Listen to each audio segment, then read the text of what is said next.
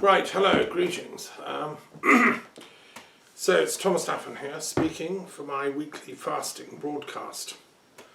And today is June the 6th, which is, of course, the commemoration of D-Day, a tragic, but necessary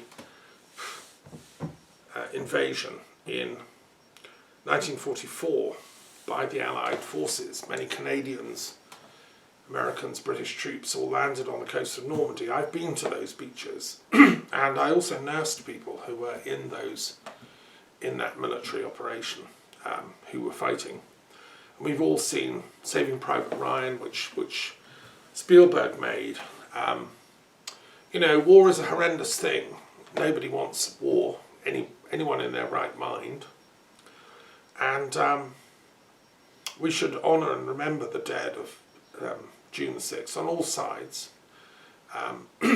Not all the Germans defending the beaches were evil people. They were just ordinary farm boys, people with lives, didn't really know much about what was going on, had been fed propaganda against the Allies, etc. And I know friends whose fathers fought in that campaign. So, and my own parents had been in Salisbury, near Wilton House, where the whole thing was planned from, around that time, in their early courtship, long before I was conceived, obviously. And I remember them going to Salisbury, and I know Wilton House quite well. It's a beautiful house, and there's still a little museum. You can see where D-Day was planned, and it was obviously well planned. General Eisenhower led the invasion. He was the overall chief. A friend of mine is the daughter of General Sir Harold Redman, who was the British liaison officer with Eisenhower during that operation. And he, was an interesting general at the time. Long dead, but I knew his widow and his daughter pretty well. Amazing family. And, if Redman was alive, he spoke French fluently. He was liaison with the British government under Churchill, with the French government, and under de Gaulle, and he was a great Europhile, lover of French culture. And so would be horrified. I mean, what's the point of Brexit? What's the point of D-Day if we're just going to do Brexit? The whole point of D-Day was to get civilised values back in Europe, destroy this sort of totalitarian fascist regime of the Nazis, who were rounding up people, putting them in gas chambers, and not just Jews, but anyone they didn't approve of. Socialists, left-wingers, they were all stuck in Dachau. If you don't believe me, go to the camps, do your research. So what was the point of all that? If having created a civilized Europe based on values of caring, cooperation, intellectual sharing, which evolves into the European Union, we then kick it in the teeth, and 50 years after joining it, we then put the drawbridge up and pretend it never happened and we all hate Europe. I mean, that's a pathological turn of events. That's the opposite of D-Day. If that, we do that, might as well never bother with D-Day. Just let the Germans run the country, run the continent in their own way. Why bother intervening? So, because of the dead of D-Day, because I've been to the beaches, I've seen the, gun emplacements. You can walk around. It's like a national memorial site. You're mindful of all these things.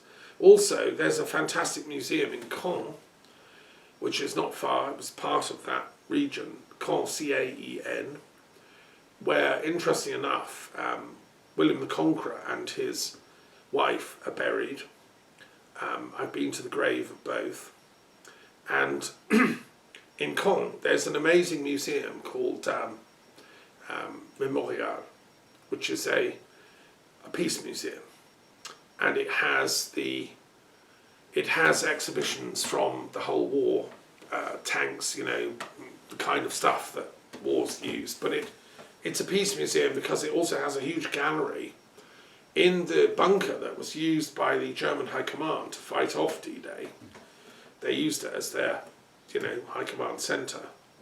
It's now been converted into a peace exhibition gallery, with photographs and displays about all the Nobel Peace Prize winners in history.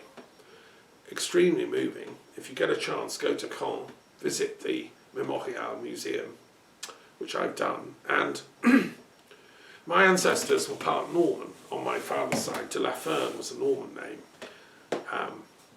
So I have fond memories of Normandy, and I've been there several times. It's an amazing, to die for, incredible place. It's kind of British, French. It was all part of one Angevin empire for many centuries. Another reason why I'm against Brexit is actually we are all one, polity. And so we should celebrate what we have in common. I mean, Norman French is still used in the legal profession, particularly in the Channel Islands, Jersey and places. It's they're kind of, Anglo-European in culture. Anyway, that's today. So I honour the dead of D-Day, and that's why I work for peace. Having nursed these people, heard their stories, been told what it was like, I'm determined to do all I can as a peace intellectual, peace philosopher and peace druid to ensure that it never happens again, and that the people that have created turbulence in the peace domain, the people behind Brexit, be brought to justice at the court of democracy and also the court of public opinion. They've committed treasonous acts against the peace and stability of both the UK and Europe, and the court of history will judge them accordingly. There is no excuse for Brexit, I'm sorry, intellectually or politically. Right, so having said that, I'm gonna also share the fact that today is several other things in history. It's not only the anniversary of D-Day, but also on this day we celebrate the following. It was the birth of the greatest Russian poet, Alexander Pushkin, who, I have a lot of time for Pushkin. It's also the birth of Thomas Mann, the great German intellectual and historian who left Germany during the wars. He was opposed to World War I. He was a peace thinker. And it's also the birthday in Latvia, in Riga, of a Latvian Jewish British intellectual, Surah Berlin, whose biography by Michael Ignatieff I've read and treasure. It's a great study. When I was studying at the University of London intellectual history, I lapped up Isaiah Berlin's works. He's one of the great intellectual historians of the 20th century. I knew people that studied under him, and he ended up during World War II in New York running a British-American liaison office. And Michael Ignatieff, says, well, he was kind of doing some intelligence work, trying to get America to realise the threat of the Nazis and stop being neutral, effectively.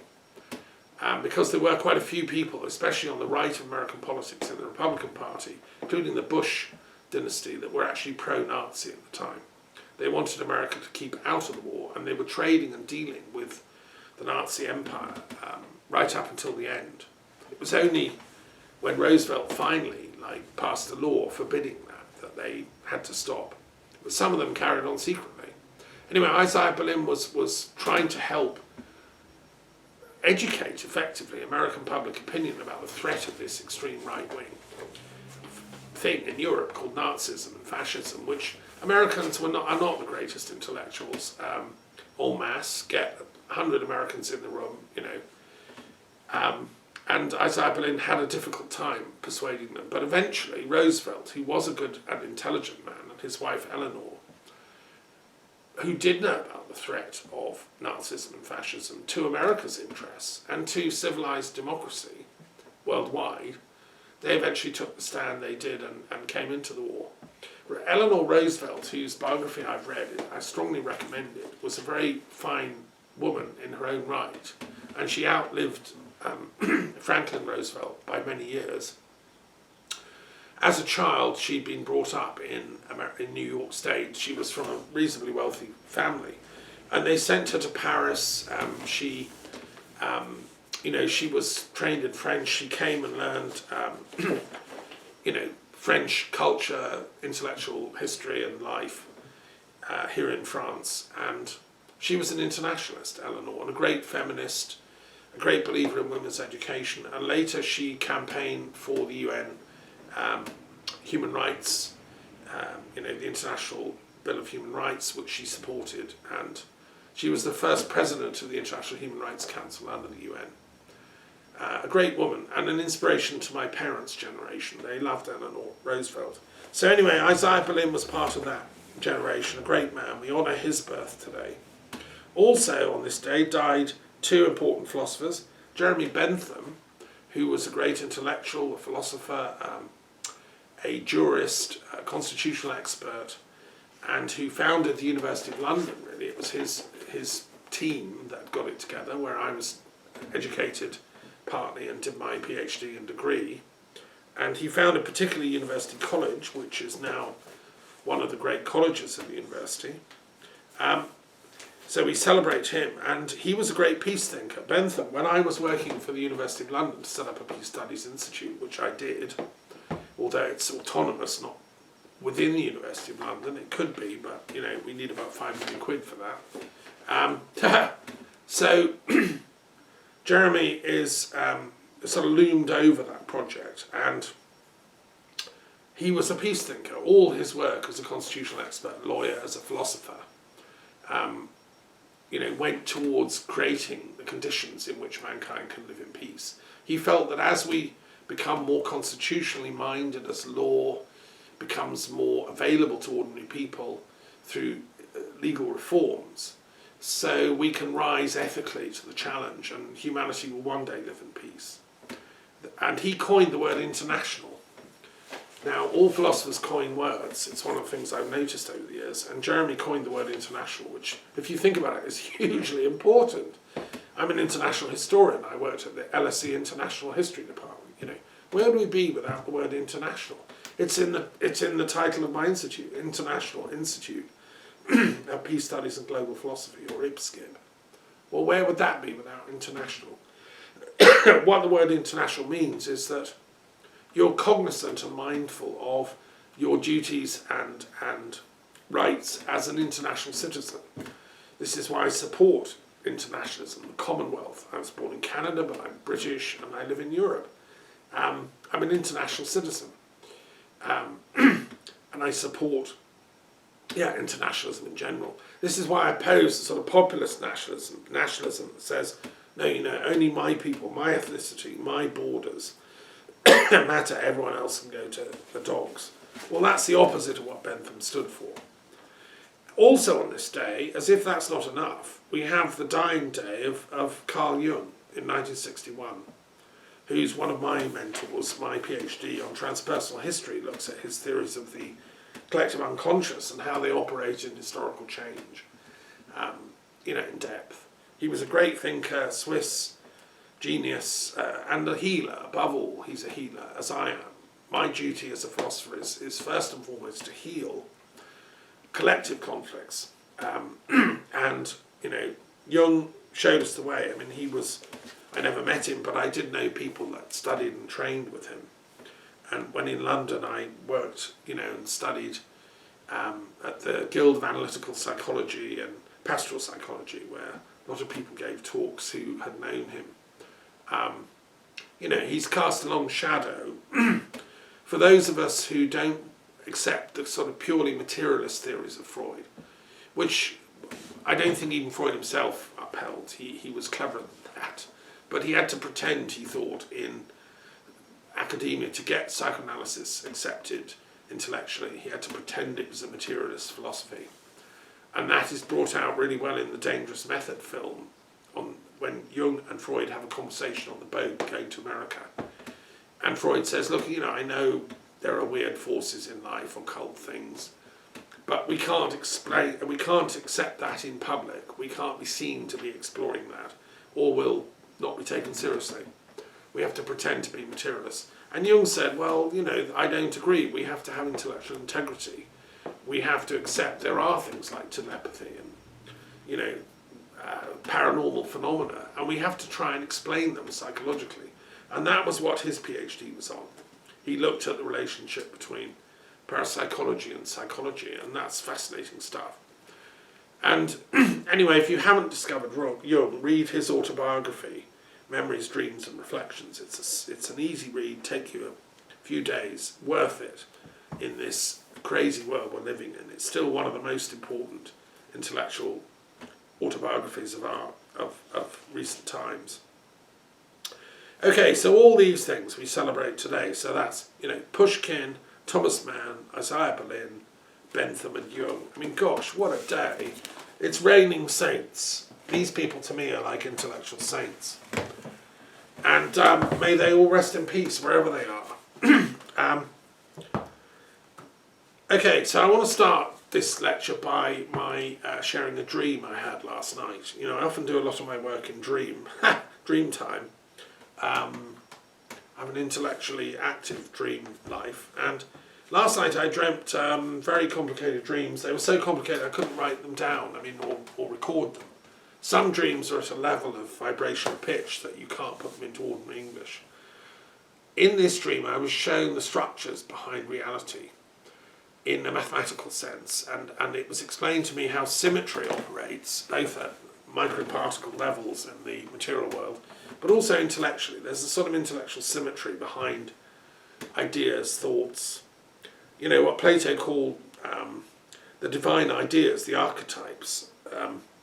They can also be understood in terms of advanced mathematics, relationship structures, form. Anyway, that was all shown to me, and it was just, pretty mind-boggling. And then, and it follows obviously from my work on religious mathematics, and the 3 volumes I've just published on that. That's all bubbling away in my mind. I'm going to be doing the 4th volume come the autumn. Anyway, then there was a subsequent dream in which I was shown all the problems the world is facing. We're facing a huge bunch of problems. Look, poor old Jung or Bentham or, I suppose Isaiah Berlin living through World War II, he had his plate full of problems, yeah, but, each generation has its problems, but it feels to me like we're facing some pretty mega ones. We've got the pandemic of unknown etiology eating away, killing people worldwide. We have the war unresolved, in the Middle East, Israel, Gaza. We have millions of Palestinians living in refugee camps with hopeless futures, as my friend Belle Usher told us when she visited here. And we have, the continuing ridiculous craziness of the Brexit aftermath and the pain that's inflicted on Europeans living in Britain, Britons living in Europe, and the downsizing of the economy, people losing their jobs, the total madness. It's unprecedented. As I said to my Latvian friend who came to visit recently, the reason I'm against Brexit is that never in my lifetime has a government committed such an act of intellectual folly and ignorance as took place at Brexit. And yes, of course, it had to be a Tory party, which hasn't got a clue. They're brainless, descended from old arrogant types that think they have a genetic and heritage right to run the country, which they don't. They only acquired it through violence in the medieval times. And Bentham, of course, I should just point out, was one of the founders and leaders of the liberal tradition in British politics. He wanted a written constitution for Britain. And incredibly, it still hasn't happened. We don't have a written constitution in the UK. If we're going to save the UK, it has to be with a written constitution. The Liberal Democrat Party are the intellectual descendants of both Bentham and Isaiah Berlin, both of whom were senior liberals. Berlin was part of the Liberal International, which I have also been a member of for many years, which was founded at Oxford, where Isaiah taught, as I did. Oxford has a liberal heritage, which is important, a truly liberal heritage. Gladstone was there as well, who was the most intellectual of all Britain's prime ministers. These Tories under Johnson are not fit to wash up, as far as I'm concerned, in the common rooms of Oxford. They have some intelligence, but they have no morality. And without morality, intelligence is a danger. And, I'll be coming back to that theme a bit later. So, so it was shown to me that there are solutions to these problems. We'd all have slightly different lists. There's the problem of racial abuse going on among the police force in America. There's turbulence in other countries. There's the problems of the Uyghur minority in China, whose rights are being completely disregarded, as were the Tibetans for many years. We have, governments around the world that completely haven't yet got the message of authentic ethical liberalism, that even minorities have rights. I mean, Bentham was one of the first people to ever say that, well, gays have rights. Somebody's sexuality is a private matter, and again, that's something that's not been accepted everywhere or understood. The core ideas of liberalism haven't been comprehended. And Isaiah Berlin and Bentham will be turning over in their graves about what's going on in Brexit, and also what's going on in Israel and Palestine. What's happened to the rights of Palestinians? They were there first. They surely have some rights as indigenous people. Yes, have an Israel, fine, but let the Palestinians have their own state. That's justice. So anyway, it was shown to me in the dream that all these problems, I've listed some, do have solutions. And my way of explaining how we get there, in the dream it came to me, I'm just sharing a tiny bit, it's applying the liquidity of solutio. A solution is to water something so that it dissolves into a solution. These problems are like stuck energy. They're blocked energy, built up on the chakra points of the planet, so to say. And in the human body, if you get blocked energy, then it leads to disease.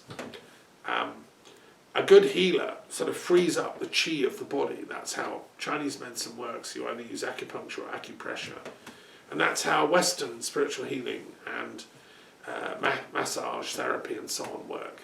You get the energy, the chi or the prana flowing. If you block it and it's not flowing, then you've got illness. And that's what we've got on the planet. We have too many small little elites with power concentrated who block the energy circulating for the whole of society. And that includes the economic energy, but it also includes intellectual energy, knowledge. Little elites hold on to their bit of knowledge, thinking they're very clever and elite, and yet they're actually ridiculous in the eyes of the cosmos.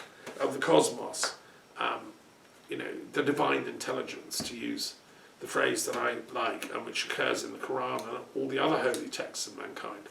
In the eyes of the divine intelligence, these sort of elites that misuse knowledge and power are, they're ridiculous. It's like a sort of comedy, black comedy, and that I include the Tory party and all their similar ilk in other countries. So what do we do about it? Well, this is where the philosopher or healer applies what's called by Pythagoras lysis, Lysis. This was the Pythagorean term for resolving a puzzle, resolving a conflict or a stuckness. And it came down into Platonic dialogue, it's in the Platonic dialogues, as the term for effectively enlightenment. What in English we call enlightenment, or a solution to a puzzle or the problem of life. Enlightenment is the final solution to what life's problems are. It's seeing through the game of Maya and realizing the void of shunyata, the nirvanic pulse of cosmic beingness, which underpins all the forms that get into stuckness, get into problems. It's like I'm a teacher and there's the kids in the playground all fighting. I've done playground duty in my school career. You have to sort it out. You go and talk to them. You explain that, well, no, he didn't mean to pinch your ball. You've got enough. You can carry on playing, etc. You bring lysis or analysis to bear. The English word analysis is directly from this word, lysis. And it means to dissolve, resolve, solve again, analysis. And so that's what we do as intellectual historians. We're analytical historians or analytical philosophers. trying to understand the source of these conflicts, where they come from. And it is also the root of the word psychoanalysis, which is to resolve the stuckness in our own psyches and our own psychosomatic structures, our body, mind, which have led to certain neuroses or difficulties or pain. Well, the good healer will resolve through analysis the cause of these problems. And that sort of work I do also in my therapist guys, sort of one-to-one. But when I'm working socially as a historian, I do that collectively. So anyway, that's all what was shown me in the dream. You know, I have a complicated dream life, and it's a sort of interesting thing to share, I think. So work for the lysis, the solution. Work for the setting free, the release of the problems. Whatever you're facing in your life, and many of us are facing really tough times. Even in England, which has been boasting on about, you know, lockdowns ending on 21st of June. I'm sorry, it's not looking likely, because the Indian variant is sweeping across. Death rates are going up. I don't think they're going to... I mean, I know Boris Johnson wants to be a populist, so he wants to go with the mob and release the lockdown, but I don't think even he is going to have the nerve, because he knows that it will lead to, you know, a vast increase of deaths. And no, what we have to do is survive this Indian variant. I don't want London turning into what has happened in the streets of Delhi with these mass deaths. You know, it's a nightmare. And we need to get our scientists really pulling their finger out and working out where this thing has come from. And I'll come back to the question of etiology in a minute. That's what we should be focused on. Not these little populist gestures like, oh yeah, we're all coming out, it's all going to go back to normal. I'm sorry, it doesn't work like that, Mr. Johnson, just because you and your PR team want to look good. I mean, as far as I'm concerned, the best way to solve this coronavirus is to lock the entire member of the cabinet and the Tory party in prison and do them for treason, because that's what they committed with Brexit. They have committed treason. That'd be the first step to solving the problems of my country and the UK. Moving on, I'm going to come to the work for the Truth and Reconciliation Commission for Stonehenge, because we're coming up to the midsummer solstice. It's that time of year. And last year, as some of you probably know, I organised the 24-hour conference, mini Midsummer Peace Festival for Stonehenge. And we had some excellent talks. We had a variety of different thinkers, intellectuals, druids, you know, peace campaigners and so on, during the 24 hours, which was quite intensive, from 9 o'clock at night on the 20th for 24 hours through to 9 o'clock the next day in the evening. Well, I think it's good. It was a good event and worth doing, and I will be doing it again. I am the Peace Druid of Britain and Europe, and so I have a duty to do this. And I do chair the Truth and Reconciliation Commission for Stonehenge, which I set up with my late colleague George Fursoff, and the help of many other senior, you know, activists. So, yes, I will organise, but this time I think I'm going to do a 12-hour thing instead of a 24-hour thing. You know, yeah, we did that. Let's do a 12-hour one. So it'll run from 9 o'clock at night on the 20th to 9 in the morning on the 21st. And it'll be a Zoom thing, but anyone that wants to make a contribution, give a talk, read a poem, say a prayer, play a bardic, you know, melody, share something of hope. The plan for this, as last year, is to share thoughts of peace, thoughts for healing in this dark time. We're celebrating the sun at its maximum here in the Northern Hemisphere, so let's give honour to the sun as the sort of, you know, the image of the one that Plato talked about. And I look forward to seeing you on Zoom. Just email me. If you haven't received an invite, I can send you the invite letter with the Zoom codes. It's going to be awesome. And I will be chairing it and saying, you know, a few of my poems and adding fillers between other speakers. And the government has said, yeah, there will be a open access to Stonehenge for the midsummer solstice, but that all hinges on whether the whole country comes out on the 21st of June, and I think it's looking unlikely. So It may or may not go ahead, we don't know. But this one will go ahead. This is the Zoom online Midsummer Peace Festival for Stonehenge. And even if you are going to Stonehenge and hoping to get in, then you can always join us as long as you've got some kind of internet signal from the environs of Stonehenge, or if it's open, then from inside. So I look forward to seeing you there, and it should be a memorable event.